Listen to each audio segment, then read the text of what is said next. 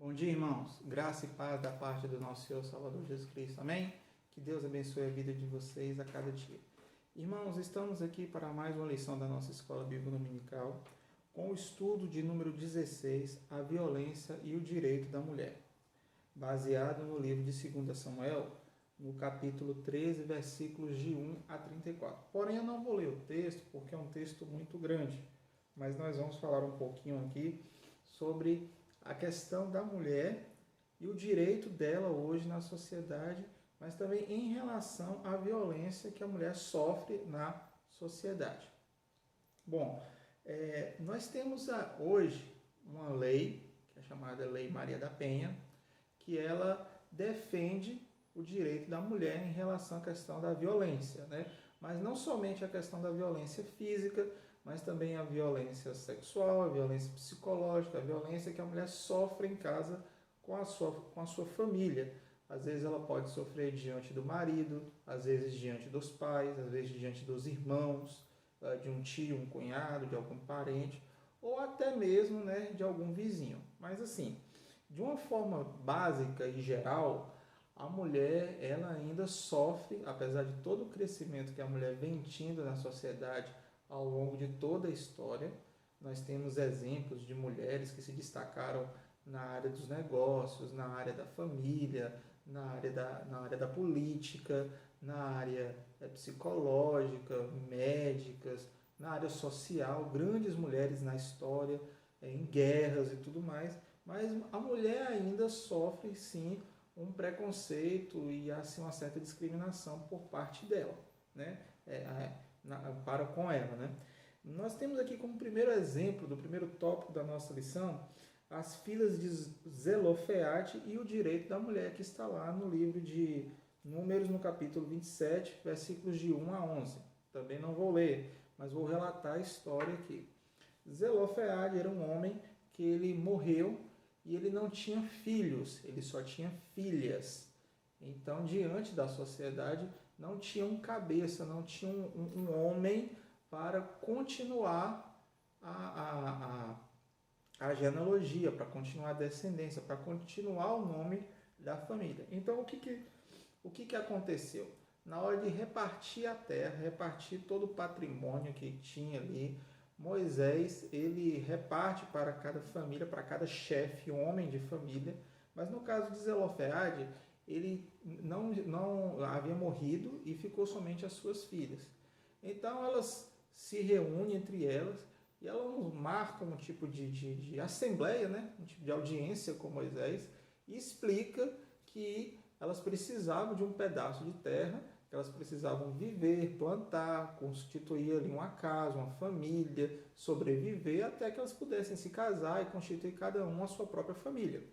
E então elas marcam audiência para Moisés e Moisés consulta a Deus em primeiro lugar e Deus fala com Moisés dizendo que elas agiram sim de maneira correta, de maneira certa, que elas estavam falando a verdade, que não era uma mentira. Então ali há uma mudança na lei, né? Ou uma abertura na lei, uma brecha na lei. E ali Moisés ele cede para as filhas de Zelofeade uma pequena quantia de terra o suficiente para elas. Né? Pequena no sentido assim, no pequena de que não é porque elas eram mais filhas que elas iam receber mais, mas o que seria de direito delas, né? Então elas recebem ali uma propriedade onde elas podem construir uma casa, criar um gado, plantar e sobreviver e assim pudessem viver até cada uma constituir família e tal. A história não nos conta o que aconteceu em seguida, né? Mas a gente entende que talvez alguma possa ter casado, constituído a sua família, ter seguido a sua vida, enfim, não importa. Mas o que importa é que isso é uma prova mais do que cabal, uma prova comum que a gente vê que quando a mulher ela toma a decisão, ela pode realmente sim fazer uma mudança na sua vida. Certa vez eu escutei um senhor, né, membro antigo de igreja, não recordo o nome dele, mas ele conversava com uma outra pessoa e eu estava perto ouvindo a conversa, né? Eu estava na igreja e ele estava conversando com outro irmão, e do ponto de vista desse senhor, e eu até concordo com ele, ele fala que se você quer falir uma igreja, né? Se você quer acabar com a igreja, se você quer que a igreja feche, você tem que tirar da igreja duas coisas extremamente importantes. Aí você imagina, né? A equipe de música, a equipe de evangelismo, a obra social, não. Ele fala assim, você tira da igreja duas coisas assim, dois grupos. A juventude e as mulheres. Porque a mulher, elas reúnem, oram, fazem campanha de oração, fazem trabalho de assistência social. Conheço aqui na nossa cidade uma irmã de uma igreja, né, a irmã Silma, da Igreja Batista da Esplanada, a qual ela lidera um ministério de ação social muito maravilhoso, onde ela abençoa dezenas de famílias ao longo de muitos anos já. Então, ali uma prova de que uma mulher lidera um grupo de ação social, e ele fala assim que você quer tirar da igreja a mulher e a juventude, porque a juventude é aquela turma que trabalha, né? Quer carregar banco, juventude, quer fazer evangelismo, a juventude, quer fazer isso, a juventude. Então a juventude é a força braçal da igreja, né? Os homens sim são importantes, mas às vezes os homens estão ocupados no seu trabalho, no seu cotidiano, mantendo as finanças da igreja. Mas a gente vê que na grande parte da membresia brasileira, pelo menos vamos falar aqui da realidade brasileira, a grande membresia evangélica nas igrejas são as mulheres, né? As mulheres e, respectivamente, os seus filhos, né? As mulheres vão, as mulheres que são casadas, levam seus filhos, né? Quando não levam seu marido, mas enfim, elas fazem parte, sim, tem uma parcela significativa dentro da igreja. Então, isso nós vemos assim, que a mulher, ela tem um grande papel na Bíblia. A mulher, ela tem um grande papel no que nós vemos na palavra de Deus, naquilo que é colocado. Vemos, por exemplo, exemplos como Sara, Rebeca, Raquel e Lia, que são consideradas, podemos dizer assim, as 4 matriarcas de um povo, mulheres que se destacaram. Sara, como a esposa de Abraão. Então nós vemos ali que ela tem um papel fundamental na presença, na formação do povo judeu, porque Abraão, ele foi convocado por Deus para sair de Ur dos Caldeus e começar ali uma obra que Deus tinha para ele, e Sara o tempo todo ao lado dele. Sara até tenta dar um empurrãozinho para Deus, né? Tenta dar um pontapé assim para o negócio acelerar mais, quando ela coloca a sua serva Agar para se deitar com Abraão, e do fruto dessa relação nasce Ismael. Mas assim, a gente vê que Deus mesmo assim tinha uma promessa para Israel devido a Ismael, devido a Abraão, e você vê que mesmo assim, apesar disso, Deus não rejeita Sara, Deus não exclui Sara e mantém ela ainda dentro do propósito que ele tinha para ela, né? Nós temos Rebeca, que ela vai buscar água e se dirige a um reconhecido desenvolvendo, se oferece ali para trazer a água. Nós temos Lia também para gerar filhos. Então nós temos assim a questão da mulher muito presente na sociedade judaica, na sociedade bíblica, na sociedade antiga. Então assim, a mulher é presente sim na sociedade e não nos dá o direito, e nós não temos o direito de agir para com violência com ela, ou qualquer tipo de violência, ou qualquer tipo de algo que você possa prejudicá-la, né?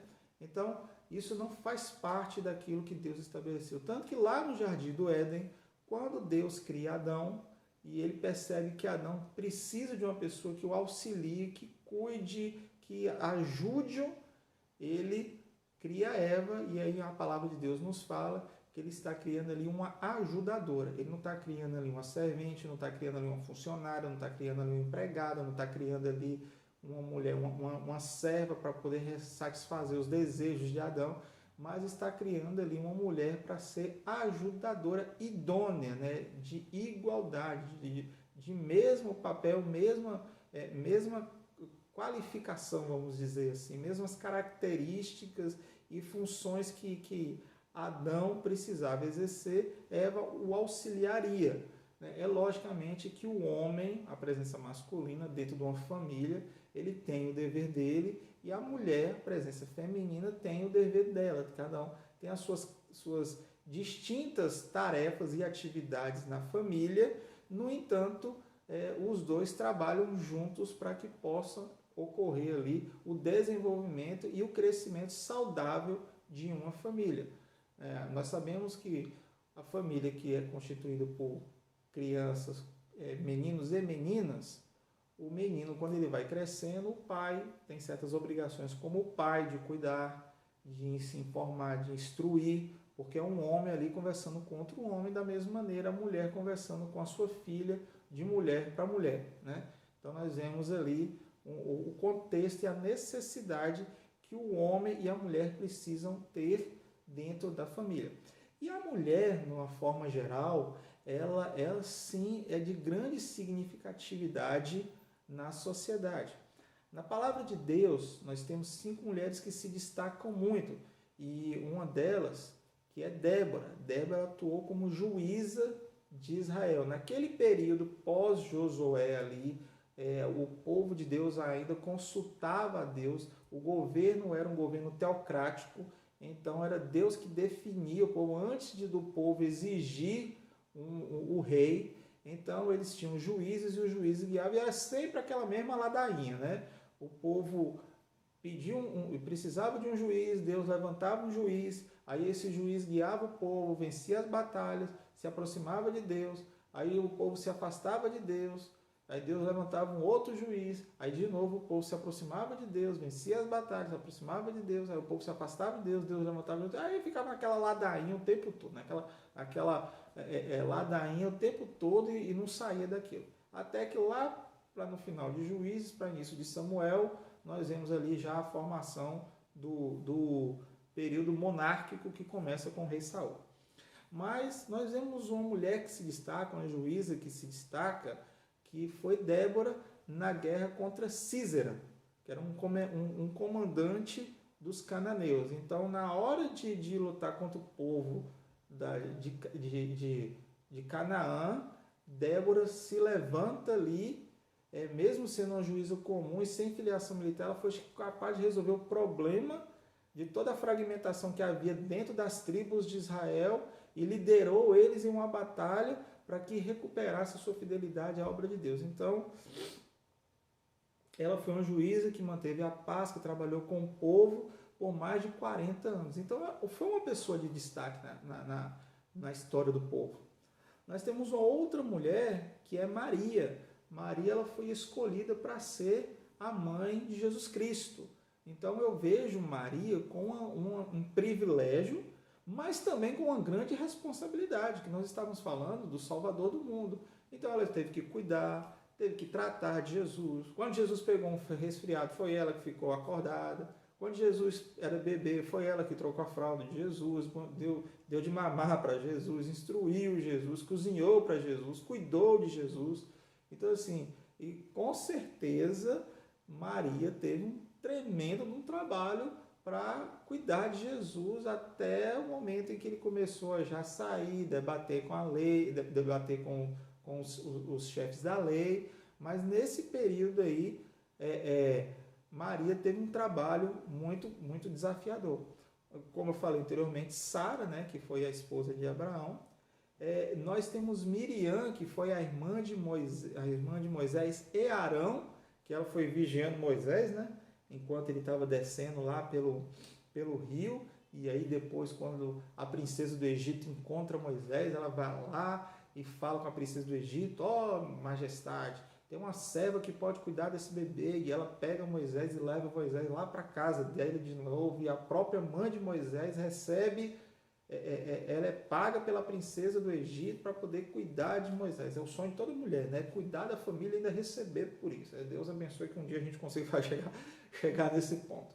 E nós temos Esther. Sempre quando a gente fala de Esther, a gente lembra, né, do primeiro concurso de Miss Universo que teve na história do mundo. A gente fala, Miss Universo e tal. Miss Universo, a primeira Miss Universo foi Esther, mas que também, apesar de ser uma mulher que era conhecida pela sua beleza, ela também foi uma mulher de grande destaque. Ela ajudou o rei Assuero a destruir a rainha Vaste do trono e convocou todas as jovens belas para escolher uma nova rainha. Então a rainha Esther, ela tinha assim, um papel fundamental no povo. Então a gente vê que a mulher, de uma forma geral, em toda a sociedade judaica e em toda a sociedade atual, a mulher ela tem uma grande importância, irmãos. Uma grande importância.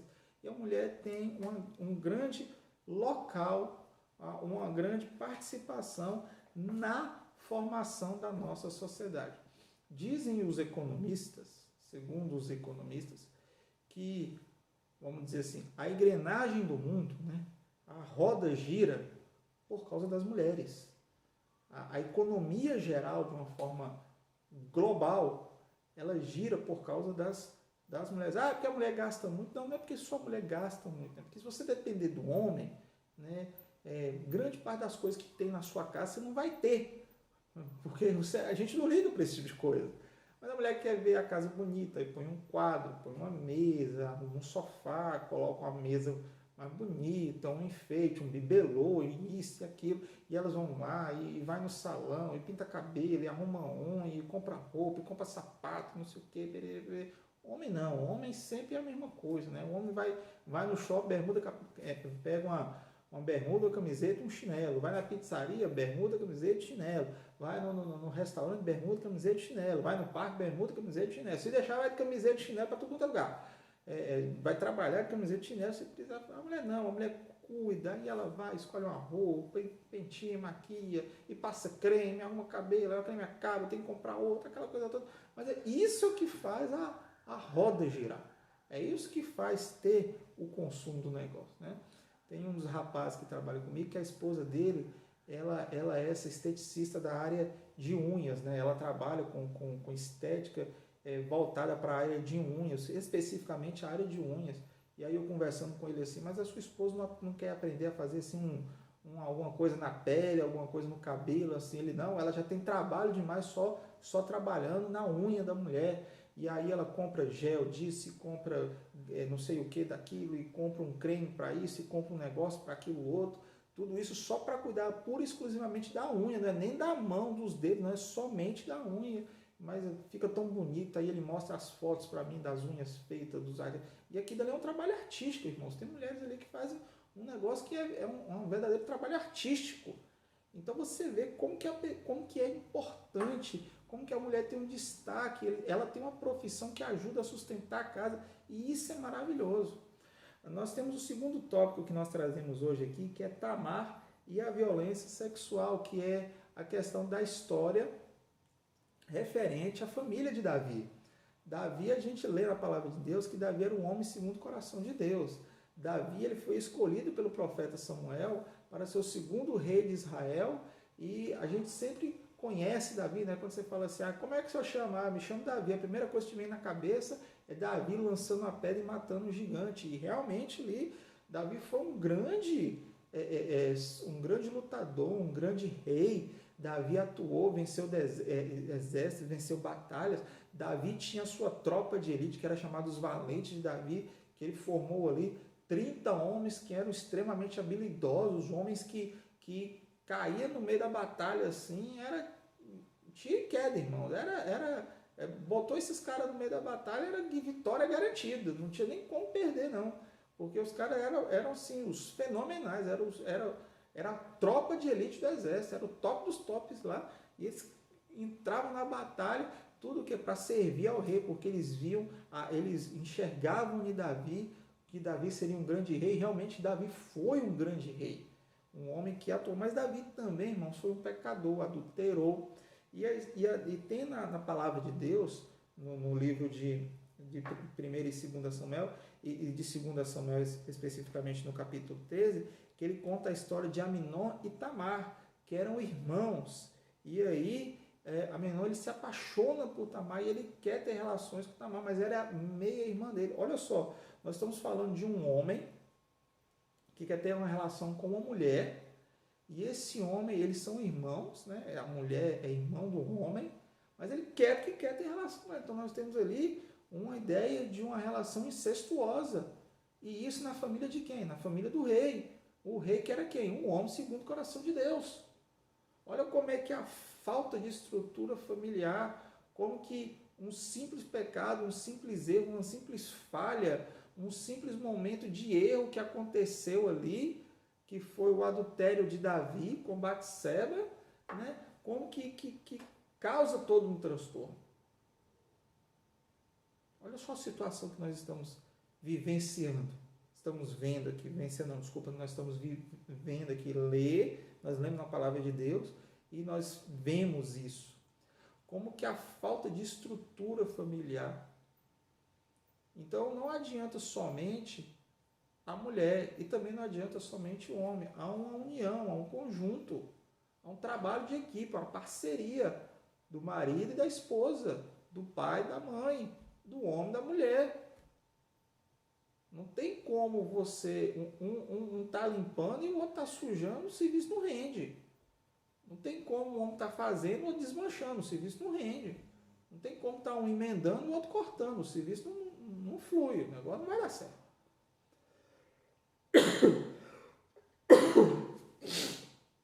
Então nós temos uma sociedade, nós temos ali um momento ali, né? Um acontecimento em que quando ele ocorre, gera o quê? E para poder vingar ali a ideia, para poder, quando há um incesto, um outro irmão entra no meio da história para quê? Para vingar a irmã. Olha que confusão. Aí um irmão tem relação com a outra irmã, que um terceiro irmão entra para poder matar o outro irmão para tentar vingar a morte, para vingar a atitude dele com a irmã. Olha que confuso, como diria meu tio, né? Olha que coanga que vira esse negócio. Como diz aqui em Minas, olha que angu de caroço que fez. Mas por quê? Porque houve ali um momento de violência sexual contra a mulher. Que houve ali um momento de violência sexual contra Tamar. Então nós vemos que tem que ter que foi Tamar, que se envolveu ali, que foi Aminon, filho de Davi, com Ainoã, e Tamar e Absalão, que eram filhos de Davi, com Maaca. Então, olha só que confusão que tinha. Tudo isso para quê? Tudo isso por quê? Porque houve um vacilo lá atrás e não houve uma correção mais na frente. Então, a mulher é importante, mas ela também tem que agir com espírito de liderança, de correção, de mudança. Hoje eu vi um negócio até interessante na rede social. Você pode até pensar aí no que se você já não fez isso, você mãe, você que é filha, o que filho já ouviu isso. Mas o professor falou assim, gente, vou fazer a chamada com vocês aqui e em vez de vocês falarem presente, né, normalmente o professor fala isso, né? Fala o nome, Maria, presente, João, presente, José, presente.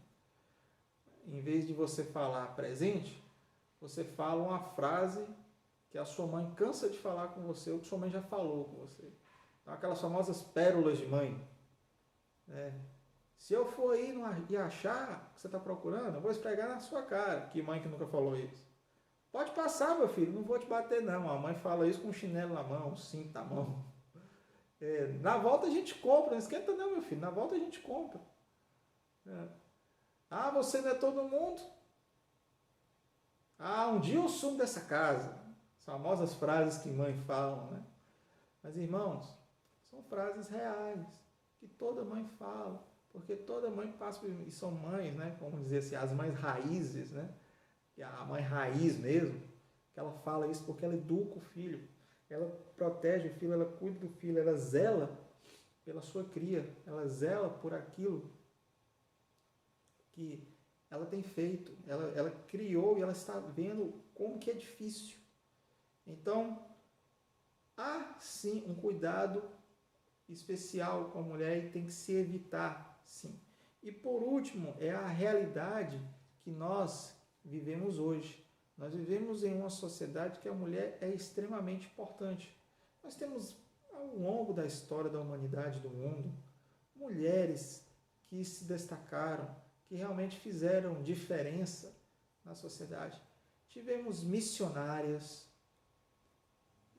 mulheres que estiveram à frente de batalhas, como Joana d'Arc, por exemplo, mulheres que realmente se destacaram.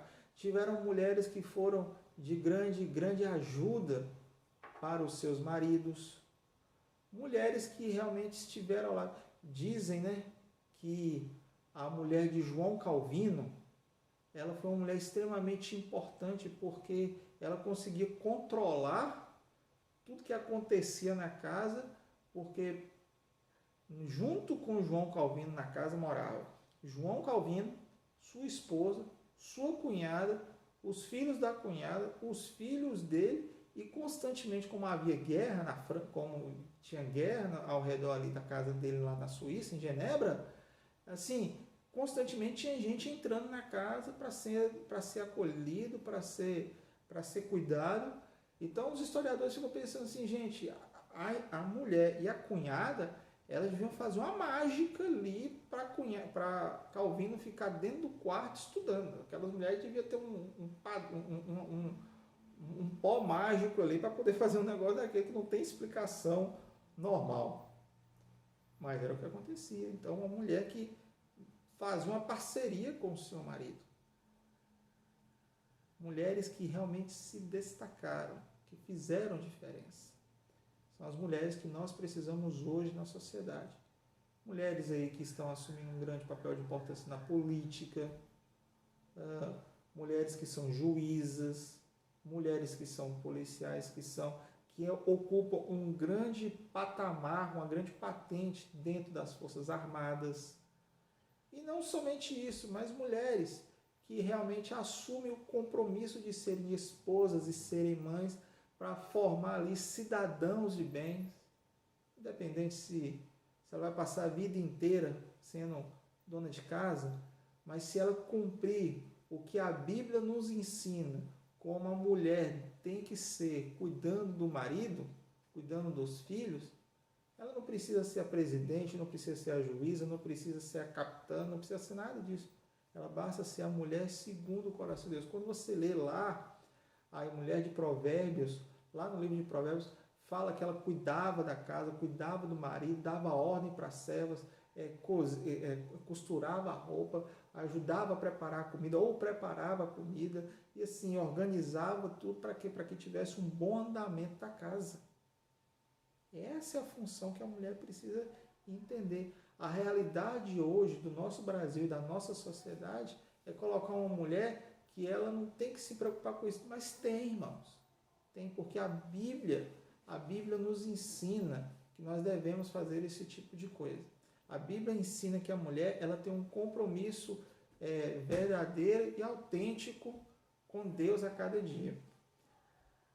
E por último, para a gente encerrar, eu gostaria de deixar aqui o que a nossa lição nos traz, que é preciso coragem para lutar por aquilo que é justo, mas existem meios certos de pleitear o direito e a justiça. Muitas leis são criadas a partir de situações hipotéticas, logo a prática e o cotidiano é quem pode aperfeiçoá-las. A Igreja do Senhor não se pode calar diante de qualquer tipo de violência. Irmãos, as mulheres elas necessitam de um espaço para que possam haver ali um trabalho da parte delas, para que possam contribuir na obra de Deus. E eu louvo a Deus e agradeço porque Deus colocou a mulher para ser ajudadora idônea do homem. Que Deus te abençoe, que Deus te guarde, que Deus te proteja. Eu gostaria de orar. Pai, muito obrigado por tudo. Agradecendo ao Senhor Deus pelo compromisso que o Senhor tem conosco e que nós precisamos ter com o Senhor. Abençoe a vida das mulheres, da nossa igreja, da nossa sociedade, que aquelas que o Senhor colocou, ó Pai, para serem líderes e para poderem, ó Deus, trabalhar e exercer o papel que o Senhor colocou na vida delas. abençoe-as a cada dia. Muito obrigado por tudo, em nome de Jesus. Amém. Que Deus te abençoe e que Deus te guarde.